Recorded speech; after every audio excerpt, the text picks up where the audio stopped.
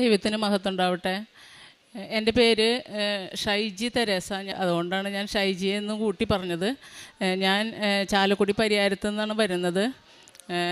എനിക്ക് ഇപ്പോൾ 48 വയസ്സായി എനിക്ക്.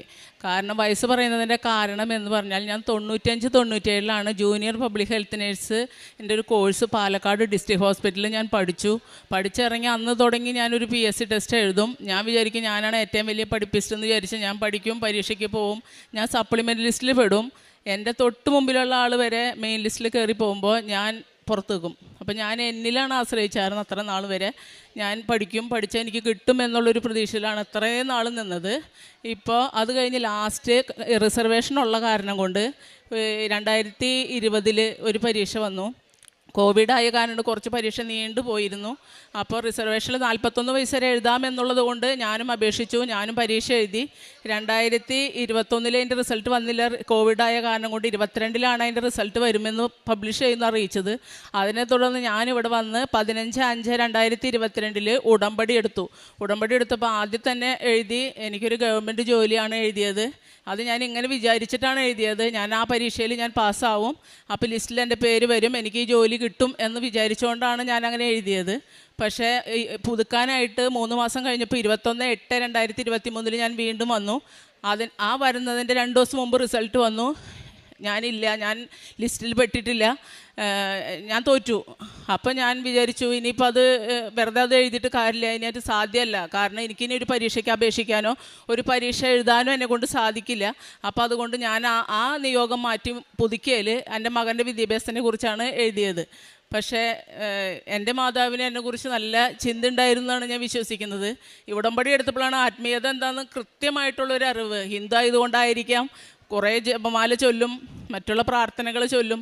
പക്ഷേ ഈ പറയുന്ന രീതിയിൽ എനിക്ക് പെട്ടെന്ന് ദേഷ്യം വരായിരുന്നു. എന്തെങ്കിലും നിസ്സാര കാര്യത്തിന് പോലും ഞാൻ മറ്റുള്ളവരോട് ദേഷ്യപ്പെടുന്നൊരവസ്ഥ ഉണ്ടായിരുന്നു. ഉടമ്പടി എടുത്തതിന് ശേഷം അതിലൊക്കെ മാറ്റം വന്നു. പക്ഷെ പിന്നീട് എനിക്ക് തോന്നി ഒരു വചനം എൻ്റെ മനസ്സിലേക്ക് ദൈവമിട്ട് തന്നു. റോമ 9:16 മനുഷ്യൻ്റെ ആഗ്രഹമോ പ്രയത്നമോ അല്ല, കർത്താവിൻ്റെ ദയയാണ് എല്ലാറ്റിൻ്റെ അടിസ്ഥാനം എന്നുള്ള വചനമാണ്. അപ്പോൾ ഞാൻ എന്ത് ചെയ്യുന്നത് വെച്ചിട്ടുണ്ടെങ്കിൽ ഇനിയിപ്പോൾ അത് വെച്ച് പ്രാർത്ഥിച്ചിട്ടും എനിക്ക് ജോലിക്ക് കിട്ടില്ല എന്ന് എനിക്ക് മനസ്സിലായി. എന്നാലും ഞാൻ വചനത്തിൽ വിശ്വസിച്ചുകൊണ്ട് മറ്റുള്ള കാരുണ്യ പ്രവൃത്തികളും ഒക്കെ ചെയ്തുകൊണ്ട് എൻ്റെ പ്രാർത്ഥന അങ്ങനെ തുടർന്നുകൊണ്ടിരുന്നു. പക്ഷേ അപ്രതീക്ഷിതമായി 2023 ജനുവരിയിൽ ഒരു നോട്ടിഫിക്കേഷൻ വന്നു. അതായത് 2020 പരീക്ഷ എഴുതിയിട്ടുള്ള ആ ലിസ്റ്റ് റദ്ദാക്കി. അതിനുശേഷം അന്ന് പരീക്ഷ എഴുതിയ എല്ലാവരെയും സാധ്യതാ ലിസ്റ്റിൽ ഉൾപ്പെടുത്തിക്കൊണ്ട് PSC വീണ്ടും ഒരു PSC ടെസ്റ്റ് ഓൺലൈൻ നടത്താമെന്നും പറഞ്ഞിട്ട് വന്നു. അപ്പോൾ ഞാനും അതിൽ പെട്ടു. അങ്ങനെ പരീക്ഷയ്ക്ക് പോയി. എനിക്ക് കമ്പ്യൂട്ടർ ഉപയോഗിക്കാനായിട്ട് വലിയ വശമില്ല. ഞങ്ങൾ പഠിക്കുമ്പോൾ 95 കമ്പ്യൂട്ടർ ഉപയോഗിക്കലില്ല. അതുകൊണ്ട് ഞാൻ ഒരു പ്രൈവറ്റ് ഹോസ്പിറ്റലിൽ സെൻറ്റ് ജെയിംസിൻ്റെ പ്രൈവറ്റ് ഒരു സ്കൂളിലാണ് ഞാൻ വർക്ക് ചെയ്തത്. അവിടുത്തെ BSc ഒക്കെ പഠിക്കുന്ന കുട്ടികൾ എന്നോട് കമ്പ്യൂട്ടർ ഓണാക്കാനും ക്ലിക്ക് ചെയ്യാനും സേവ് ചെയ്യാനും പഠിപ്പിച്ചു. ഇത്രയേ എനിക്കറിയുള്ളൂ. പക്ഷേ ഞാൻ പരീക്ഷയ്ക്ക് ഹോൾ ടിക്കറ്റ് കിട്ടി. പരീക്ഷയുടെ സമയം നോക്കിയപ്പോൾ 11:15 എന്നുള്ളത് ഞാൻ 11:45 എന്നാണ് ഞാൻ കണ്ടത്. അങ്ങനെ ഞാൻ ഇവിടുന്ന് പരീക്ഷയ്ക്ക് ചെന്നു. 11:15 എന്നുള്ളത് 11:30 ആവാറായി. ഞാൻ ചെന്നപ്പോൾ കാശ് രൂപം കൊണ്ടാണ് പോയത്, ഉപ്പും കൊണ്ടുപോയിട്ടുണ്ടായിരുന്നു. PSC ഓഫീസിൻ്റെ ഫ്രണ്ടിൽ കയറി വഴി ഉപ്പിട്ടു. പക്ഷേ ഞാൻ അവിടെ ചെന്നപ്പോൾ ഒറ്റ മനുഷ്യരും കാണാനില്ല. അപ്പം ചോദിച്ചപ്പോൾ പറഞ്ഞു എല്ലാവരും പരീക്ഷയ്ക്ക് കയറി, വെരിഫിക്കേഷനാണ്. അപ്പം ഞാൻ കാശ് രൂപം മുറുക്കി പിടിച്ചുകൊണ്ട് അവിടെ നിന്ന് കരഞ്ഞു. ഞാൻ പറഞ്ഞു, മാതാവേ, എൻ്റെ അവസാനത്തെ പരീക്ഷയാണ്, എനിക്കിനി പരീക്ഷ എഴുതാൻ പറ്റില്ല, നീ ഇതെന്നെ എഴുതിച്ചേ പറ്റൂന്ന് വാശി പിടിച്ചാണ് ഞാൻ അവിടെ നിന്ന് കരഞ്ഞത്. അപ്പോൾ തന്നെ ആ സാറ് മോളിൽ പോയിട്ട് ഇൻവിജിലേറ്ററോട് ചോദിച്ചു. അപ്പോൾ ആൾ പറഞ്ഞു എന്നോട് കയറിക്കോളാൻ പറഞ്ഞു. ഞാൻ കയറി ഷട്ടർ ഇടാൻ പറഞ്ഞു, ഷട്ടർ ഇട്ടു. അവിടെ ചെന്ന് കഴിഞ്ഞപ്പോൾ ഞാൻ ഈ മൗസ് കൊണ്ടുപോകുന്നതിനനുസരിച്ച് എൻ്റെ തല ചെന്ന് അപ്പുറത്തെ ക്യാബിനിലിടിക്കും. കാരണം എനിക്കിത് ഉപയോഗിക്കാൻ അറിയില്ല. എൻ്റെ കൈ മാത്രം, എൻ്റെ ശരീരം മൊത്തം ഇങ്ങനെയാണ്. അവർക്കും ഒരു അസ്വസ്ഥതയായിരുന്നു. പക്ഷേ ആ സാറ് വളരെ നല്ല ഇതോടുകൂടി എന്നോട് പറഞ്ഞു, പേടിക്കേണ്ട, ഇങ്ങനെ ചെയ്താൽ മതി എന്ന് പറഞ്ഞ് ഒരു ഇത് തന്നിട്ട് അതിന് ശേഷം ഞാൻ പരീക്ഷ എഴുതി. 100 96 ഞാൻ ആൻസർ ചെയ്തു. ലാസ്റ്റ് ആവാറായി. ഇപ്പോൾ സമയമൊക്കെ കഴിഞ്ഞ് വെറുതെ ഇരുന്നപ്പോൾ ഞാൻ ജസ്റ്റ് ഒന്ന് നോക്കാൻ സാറ് പറഞ്ഞു എല്ലാവരും നോക്ക്, ആൻസർ ചെയ്തൊക്കെ ഒന്ന് നോക്കിയതിന് ശേഷം ചെയ്യാമെന്ന് പറഞ്ഞ് നോക്കിയപ്പോൾ ഞാൻ 46 ഞാൻ സേവ് ചെയ്തിട്ടുള്ളൂ. ബാക്കിയൊക്കെ ക്ലിക്ക് ചെയ്ത് പോയി. പക്ഷെ സേവ് ചെയ്യാൻ മറന്നുപോയി. മറക്കല്ല, എനിക്ക് അറിയില്ലായിരുന്നു. അവസാനം ലാസ്റ്റായപ്പോൾ കിട്ടണതൊക്കെ ചെയ്ത് ഞാൻ പരീക്ഷ എഴുതി തിരിച്ചിറങ്ങി വന്നു. പിറ്റേ ദിവസം എൻ്റെ ആൻസർ കീ കണ്ടു. ആൻസർ കീ കണ്ടപ്പോൾ 38.6 മാർക്കാണ് ഞാൻ കണക്ക് കൂട്ടി നോക്കിയിട്ട് എനിക്കുള്ളൂ. ബാക്കി എനിക്ക് കിട്ടില്ല എന്ന് ഉറപ്പായി ഞാനത് ഉപേക്ഷിച്ചു. പക്ഷേ ദൈവത്തിന്, മനുഷ്യർക്ക് അസാധ്യമായി ദൈവത്തിന് സാധ്യമായിരുന്നു. 2023 ഫെബ്രുവരി 2 എഴുതി പരീക്ഷ, അതിൻ്റെ റിസൾട്ട് ജൂലൈയിൽ തന്നെ പബ്ലിഷ് ചെയ്തു. തൃശ്ശൂർ ജില്ലയിൽ 123 പേര് മെയിൻ ലിസ്റ്റിൽ കയറി. 57ാമത്തെ റാങ്കായിട്ട് ഞാനും കയറി.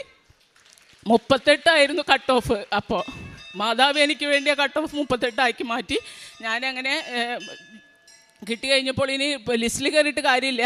നമ്മൾ 3 വർഷത്തിനുള്ളിൽ ലിസ്റ്റ് കാലാവധി കഴിയും. അതിനു മുമ്പ് ജോലി കിട്ടണമെങ്കിൽ ഒരുപാട് ഒഴിവുകൾ വേണം. അതിന് ഞാൻ ഈ പ്രത്യക്ഷീകരണ പ്രാർത്ഥന മുടങ്ങാതെ ചൊല്ലിക്കൊണ്ടിരുന്നു. ചൊല്ലിയതിൻ്റെ ദൈവം എന്നെ അനുഗ്രഹിച്ചു. അതിൻ്റെ ഫലമായിട്ട് 58 പേര് junior public health nurse grade 2 നിന്നും ഗ്രേഡ് 1 ആയിട്ട് പ്രൊമോഷനായി.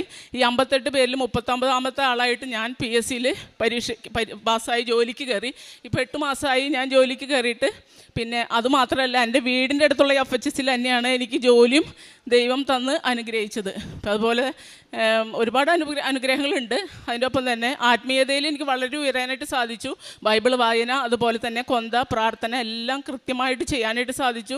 പള്ളിയിൽ പോകാനും അതുപോലെ തന്നെ എല്ലാ കാര്യങ്ങളിലും സാധിച്ചു. ഞാൻ ഒറ്റ വാക്ക് പറഞ്ഞോളൂ, അമ്മേ മാതാവ് എന്നെ പ്രത്യക്ഷീകരണത്തിൻ്റെ സാക്ഷിയാക്കി മാറ്റണേന്ന്. ആ വാഗ്ദാനങ്ങളിൽ വിശ്വസ്തനായ ദൈവം അത് പാലിച്ചു.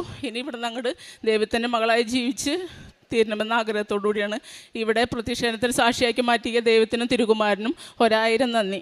ഇതാ ഞാനൊരു ഉടമ്പടി ചെയ്യുന്നു, ലോകത്തൊരിടത്തും ഒരു ജനതയുടെ ഇടയിൽ നടന്നിട്ടില്ലാത്ത തരം അത്ഭുതങ്ങൾ നിൻ്റെ ജനത്തിൻ്റെ മുമ്പിൽ ഞാൻ പ്രവർത്തിക്കും. പുറപ്പാട് പുസ്തകത്തിൽ നാം കാണുന്ന തിരുവചനങ്ങൾ, തൻ്റെ 48ാമത്തെ വയസ്സിൽ തനിക്ക് PSC വഴി ഒരു ഗവൺമെൻറ് സ്റ്റാഫായിട്ട് ജോലി ലഭിച്ചു. ആ ഒരു അനുഭവത്തിൻ്റെ കുറച്ച് വഴികളാണ് നാം ഇവിടെ കേട്ടത്. അതൊക്കെ എത്രമാത്രം മനുഷ്യൻ്റെ കണക്കുകൂട്ടലുകളിൽ അതിനൊന്നും ഒരു ക്ലിയറൻസും ഇല്ലാത്ത ഒരവസ്ഥയിൽ എങ്ങനെയാണ് തനിക്ക് തൻ്റെ ജീവിതത്തിൽ പരിശുദ്ധ അമ്മയുടെ ഇടപെടലുകൾ ഉണ്ടാകുന്നത്, ഉടമ്പടി നേർച്ച വസ്തുക്കളൊക്കെ ഉപയോഗിച്ചുകൊണ്ട് താൻ ഓരോ പ്രതിസന്ധികളും തരണം ചെയ്തതൊക്കെ എങ്ങനെയെന്നുള്ളതെല്ലാം ഈ മകൾ ഇവിടെ പറയുകയുണ്ടായി. തൻ്റെ ആത്മീയത അതെത്രമാത്രം ഇന്ന് അഭിവൃദ്ധി, അതായത് അത് പുഷ്ടി പ്രാപിച്ചു.